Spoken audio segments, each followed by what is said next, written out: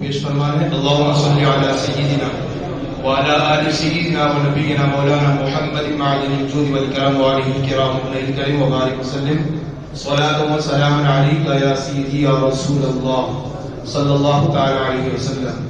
حضرات گرامی، جیسے کہ آپ حضرات بخوبی جانتے ہیں اور اس امر سے اچھی طرح واقف بھی ہیں کہ آج مسجد معراج مستان صوفہ میں جو یہ نورانی و عرفانی حقانی اور بابرکت محفل جو سچی ہوئی ہے، یہ نکاح کی محفل اور نکاح کی تقریب ہے۔ اور نکاح یہ جہاں پر بہت سارے انبیاء کرام کی سنت ہے، وہیں پر ہمارے اور آپ کے زمین و آسمان کے بلکہ ساری کائنات کے آقا مولا حضور تاجدار مدینہ صلی اللہ علیہ وسلم کی ایک عظیم سنت ہے۔ اور نکاح جو میرے نبی کی سنت ہے اور جو نبی کی سنت پر عمل کرتے ہیں، ان کے لیے اللہ کے رسول صلی اللہ علیہ وسلم نے بڑی بشارتیں اور بڑی خوشخبریاں عطا فرمائی ہیں۔ قرآن خود ہی کہتا ہے نا، یا ایھا النبی انا ارسلناک شاہدا ومبشرا ونذیرا وداعیا الی اللہ باذنہ وسراجا منیرا۔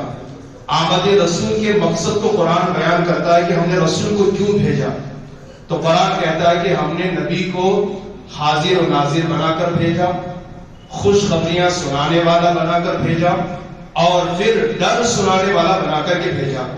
ہمارے نبی صلی اللہ علیہ وسلم جو تشریف لائے، ان کے آمد کے کئی مقاصد ہیں۔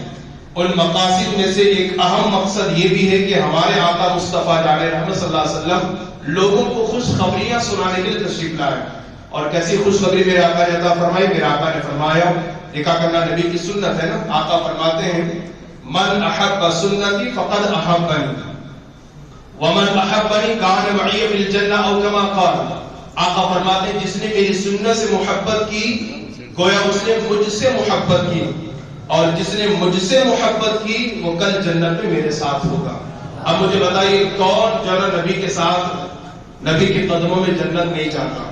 ہر ایک کی تمنا، ہر ایک کی خواہش، ہر ایک کی آرزو یہی ہے کہ جنت مل جائے، اور اس سے بڑی بات یہ ہے کہ نبی کے ساتھ جنت مل جائے۔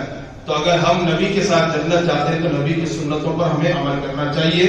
نکاح کرنا ایک عظیم سنت ہے، اس کی بڑی برکات ہے، اس کی بڑی فضیلتیں ہیں۔ بس دفتر کی کارروائی مکمل ہونے تک میں 2-3 لمحے کے لیے آپ کے سامنے کھڑا ہوں۔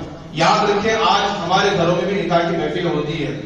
آج کی یہ دولہے صاحب بڑے مبارکباد کے لائق ہیں کہ انہوں نے نکاح جیسے عظیم سنت کو اللہ کے گھر میں منعقد کیا ہے، اور الحمدللہ ہم فخر اور شکر کے ساتھ کہتے ہیں اللہ کا گھر بھی ہے اور اللہ کے محبوب کا آستانہ بھی ہے۔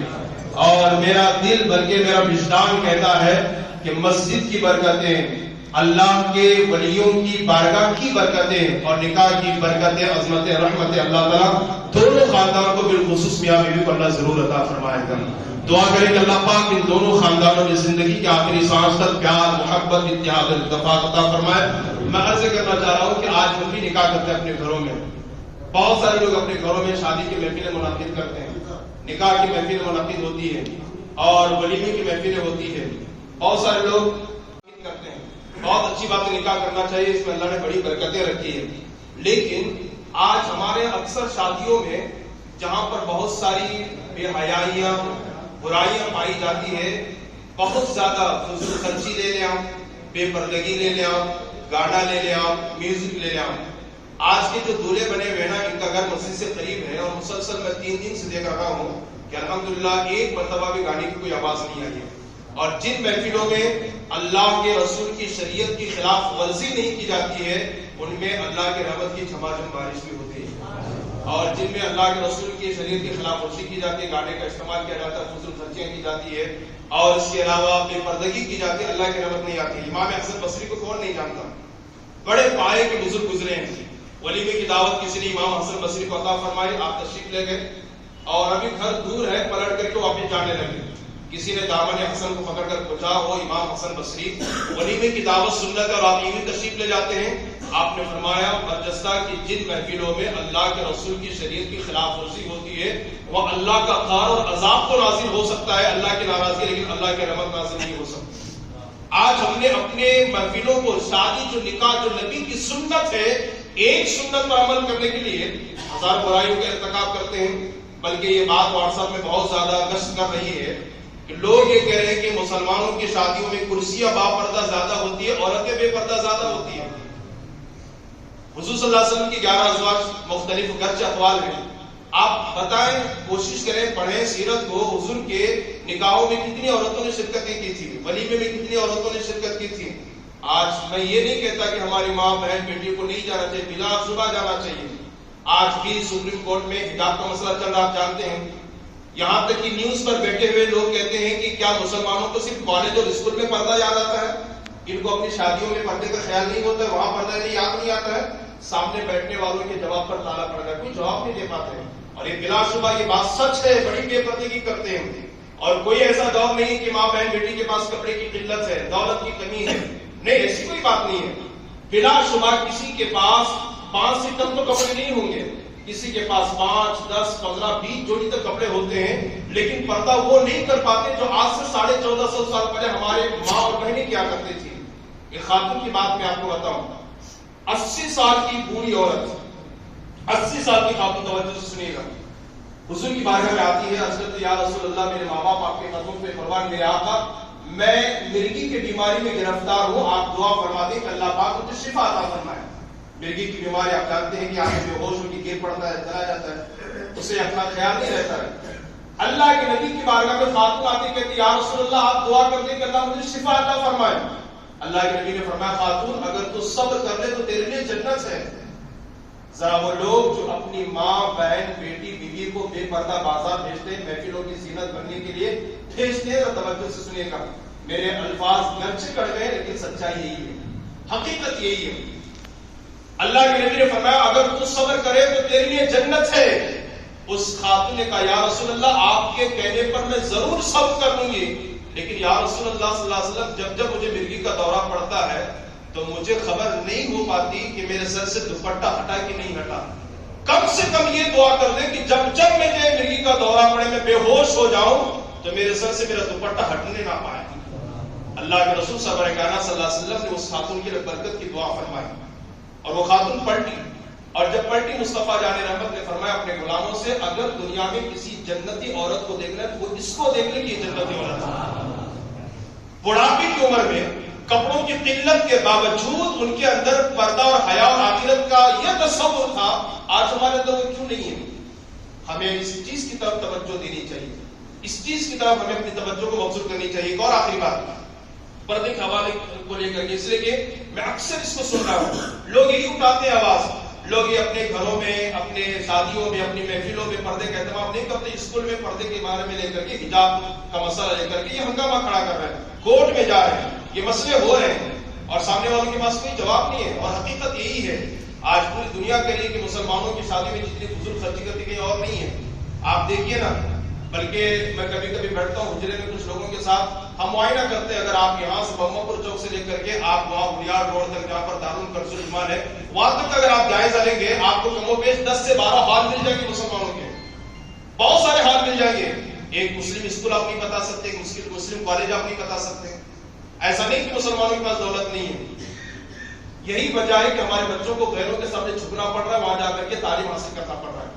ہمارے امیروں کے پاس ہال بنانے کے لیے پیسے ہیں، فضول خرچی کرنے کے لیے پیسے ہیں، اسکول بنانے کے لیے، غریبوں کی مدد کرنے کے لیے، یتیموں کی مدد کرنے کے لیے، مدرسے کا تعاون کرنے کے لیے نہیں ہے. بہت پیچھے کوسوں دور ہے. پتہ نہیں یہ قوم کب جائے گی اور کب بیدار ہوگی. اس چیز کی طرف ہمیں اپنی توجہ مبذول کرنے کی سخت ضرورت ہے. دیکھیے جو عورت پردے کا انتظام اور اہتمام کرتی ہے اس عورت کی عزت کتنی بڑھ جاتی ہے. شیخ محقق شیخ عبدالحق محدث دہلوی رحمۃ اللہ علیہ تحریر فرماتے ہیں دلی کے سرزمین پر کئی سالوں تک بارش نہ ہوئی، لوگ پریشان ہو گئے. نماز استسقاء پڑھنے کے لیے گھروں سے باہر میدان میں نکلے اور نماز پڑھ کر کے زار و قطار رو رو کر کے لوگوں نے دعائیں کہ اللہ باران رحمت کو نازل فرما. مثال کے طور پر ابھی چند دنوں پہلے لاک ڈاؤن کا جو سلسلہ تھا اور NRC اور CA کا جو مسئلہ چل رہا تھا، ہم سارے بھی میدان میں جمع ہوئے تھے، عیدگاہ میدان میں. سب نے نماز پڑھی، سب نے اللہ سے دعا کی مولا یہ قانون ختم ہو جائے بلا تشبیہ بلا تمثیل. اسی طریقے سے جب بارش نہ ہوئی سارے دلی کے لوگ میدان میں جمع ہو گئے، لوگ رو رو کے دعائیں کرنے لگے اللہ باران رحمت کو نازل فرما. پھر بارش نہ ہوئی تو لوگ حضرت نظام الدین اولیاء محبوب الہی کی بارگاہ میں کہا حضور آپ اللہ والے آپ دعا کر دیں. نظام الدین اولیاء محبوب اولیاء نے کوئی دعا نہیں فرمائی، کمرے میں گئے، ایک دوپٹہ اٹھایا، سر پہ جو ڈالتے ہیں اس دوپٹے میں سے ایک دھاگا نکالا اور دھاگا نکالنے کے بعد لا کر کے میدان میں رکھ کر کہتے ہیں اللہ یہ دھاگا اس عورت کے سر کے دوپٹے کا دھاگا ہے جس کے سر کے بالوں کی سیاہی کو کبھی کسی اجنبی مرد نے نہیں دیکھا، جس کے چہرے پر کبھی کسی اجنبی مرد کی نظر نہیں پڑی. مولا اس کو وسیلہ بنا کر میں تیری بارگاہ میں دعا کرتا ہوں کہ بارہ نے رحمت کو نازل فرما. شیخ کے محقق لکھتے ہیں ابھی ہاتھ نیچے نہیں آئے تھے کہ آسمان ابر بارود ہوا، آسمان پر ابر چھایا اور جھما جم بارش ہونے لگی. آپ ذرا سوچیں اور اندازہ لگائیں، سوچیں کہ جو عورت پردے کا اہتمام کرے اس کے سر کے دوپٹے کے دھاگے کا یہ کمال ہے تو بذات خود اس عورت کا کیا کمال ہوگا. آج ہم جو ہے بڑی بے پردگی کرتے ہیں، اللہ ہم سب کو ہدایت عطا فرمائے. بلکہ ہم نے یہاں تک دیکھا ہے کوئی ڈھنگی چھپی بات نہیں، کسی کو اچھا لگے برا لگے، ہمارا کام ہی حق بولنا. لوگ ولیموں میں دولہا بازو کھڑا ہے، بازو لڑکی کھڑی ہے، سب سے مل رہی ہے، مسلم ہے کہ غیر مسلم ہے کہ محرم ہے کہ غیر محرم ہے، کوئی پرواہ نہیں ہے، سب سے مل رہی ہے، مسافہ کر رہی ہے. دولہا منظر سے کہتا ہے یہ میرا کلاس میٹ ہے، یہ میرا دوست ہے، یہ میرا سیٹ ہے، ملو. کتنا بے غیرت شوہر ہوگا، کتنا بے غیرت بھائی اور باپ ہوگا جو اپنی وہ چکی ہوئی اپنی بیٹی، اپنی بہن، اپنی بیوی کا اجنبی مرد کے ہاتھ سے نبھا رہا ہے. کیا اس کو یہ نہیں معلوم کہ میرے نبی نے فرمایا کہ کچھ عورتوں کو معراج کی رات میرے نبی نے دیکھا کہ آگ کی کینچی سے ان کی جلد نکالی جا رہی ہے. بلبل صغرا سے میرے نبی نے پوچھا جبرائیل یہ کون عورتیں ہیں اور ان پر یہ عذاب کیوں ہو رہا ہے؟ بارگاہ مصطفیٰ میں بلبل صغرا نے کہا یا رسول اللہ یہ آپ کی امت کی وہ عورتیں ہیں جو اپنے مردوں اور شوہروں کے ہوتے ہوئے اپنا ہاتھ کسی اجنبی مرد کے ہاتھ میں دیا کرتے تھے. آج ان کا کیا ہم چاہیں گے کہ ہماری بیٹی کے ساتھ ایسا ہو، اپنی بہن اور اپنی بیوی اپنی ماں کے ساتھ ایسا ہو؟ تو پھر کیوں ہم ذمہ دار نہیں بنتے؟ کیا دنیا ہی تو ہم نے سب کچھ سمجھ بیٹھا ہے؟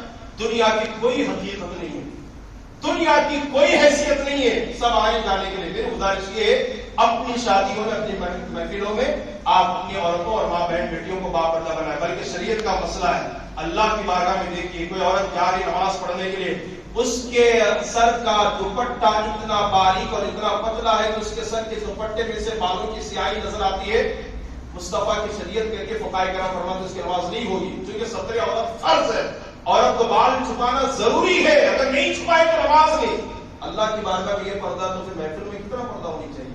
گزارش یہ ہے کہ آپ اس کا خاص طور پر خیال رکھیں، فضول خرچی سے بچیں، جتنا ہوتا اتنا فضول خرچی سے بچیں اور کوشش کریں کہ ان پیسوں کو بچا کر آپ کسی غریب کو عمرہ کروا دیں، کسی غریب کو پڑھا دیں، کسی غریب کی مدد کر دیں. انشاءاللہ تعالیٰ اس غریب کی مدد کرنے کی برکت سے اللہ پاک نیک اور صالح اولاد عطا فرمائے گا، خاندانوں میں یہ ساری چیز عطا فرمائے گا. ہم اللہ سے سب کچھ مانگتے ہیں لیکن بیوی بھی اچھی مانگے اللہ سے. اچھی کا مطلب یہ نہیں کہ خوبصورت اس کی سبھی سفید ہو، اچھی کا مطلب یہ کہ وہ دیندار ہو. میرے نبی نے فرمایا الدنیا کلھا متاع وخیر متاع الدنیا المرأة الصالحہ. دنیا ساری کی ساری مال ہے، سامان ہے، دنیا کا سب سے بہترین سامان نیک بیوی ہے، اچھی بیوی ہے. یہ ہونی چاہیے، دیندار ہو، اس کو دیکھیں، اس کو ترجیح دیں، فضول خرچی سے بچنے کی کوشش کریں. ایک ایک آنے کا حساب ہوگا. اللہ پاک ہم سب کو کہنے سننے زیادہ عمل کی توفیق عطا فرمائے. نکاح میری نبی کی سنت سے ہے اور نبی نے فرمایا جس نے میری سنت سے محبت کی اللہ تعالیٰ اس کو قیامت کے دن میرا قرب نصیب فرمائے گا.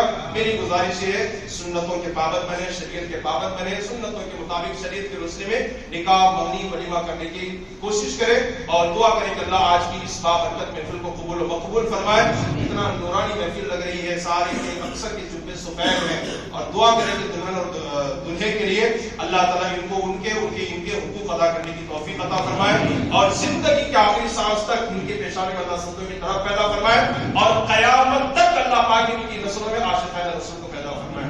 السلام علیکم.